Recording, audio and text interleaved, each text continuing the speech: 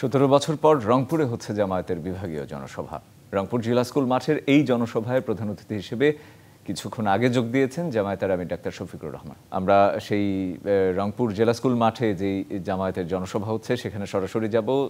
দলটির আমির ডাক্তার শফিকুর রহমান তিনি কথা বলছেন, সরাসরি দেখে নিচ্ছি তার বক্তব্য। মাথা থেকে শুরু করে 11 জন নেতাকে আমাদের বুক থেকে ছিনিয়ে নেওয়া হয়েছে। আজকে জীবন্ত যে শহীদ আপনাদের সামনে দাঁড়িয়ে তার জীবনকে মহান আল্লাহর জন্য ওয়াকফ করে দিলেন এবং বাংলাদেশের জনগণের জন্য কাজ করা যে আকাঙ্ক্ষা ব্যক্ত করলেন, আমাদের ওই সমস্ত নেতৃবৃন্দ বেঁচে থাকলেও বাংলার প্রতিটি প্রান্তরে ঘুরে ঘুরে আজকের এই হতাশাগ্রস্ত জাতিকে তারা আশা জাগা নিয়ে কথা বলতেন, জাতিকে নতুন করে পথ দেখাতেন। এই অন্ধকার থেকে বের হয়ে আসার উপায় কি? 15.5 বছর আমাদের সাথে যা করা হয়েছে সব আপনারা জানেন, আমি এই 24 বছর বনে যাচ্ছি না। তারা অনেক মানুষকেই খুন করেছে, আবার আল্লাহর ইচ্ছায় অনেককে তারা খুন করতে পারেনি।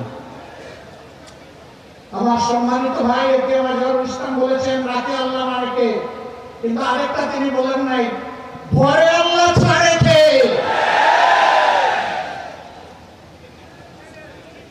আল্লাহ তাআলা সহজে ধরেন না, কিন্তু ধরা খাইলে তার চঙ্গল থেকে কেউ বাঁচে না।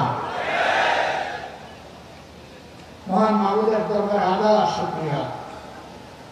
সম্মানিত নেতৃবৃন্দ অন্যায়ের কাছে এক মুহূর্তের জন্য মাথা নত করেন নাই। আল্লাহর দেওয়া সম্মানের মাথা বারবার লুটিয়ে পড়েছেন, মাটিতে নত করেছেন, কিন্তু দুনিয়ার কোন অপশক্তির চক্রাঙ্গানিকে তারা পরোয়া করেন নাই।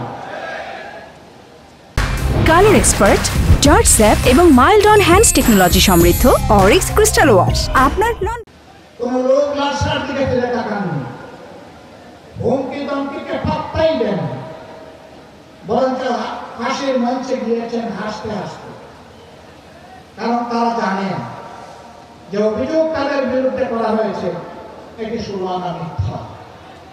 আর জনাব আজহারুল ইসলাম ভাইয়ের মামলা রায়ের মধ্য দিয়ে প্রমাণ হয়েছে এটা আসলেই সুরানা মিথ্যা।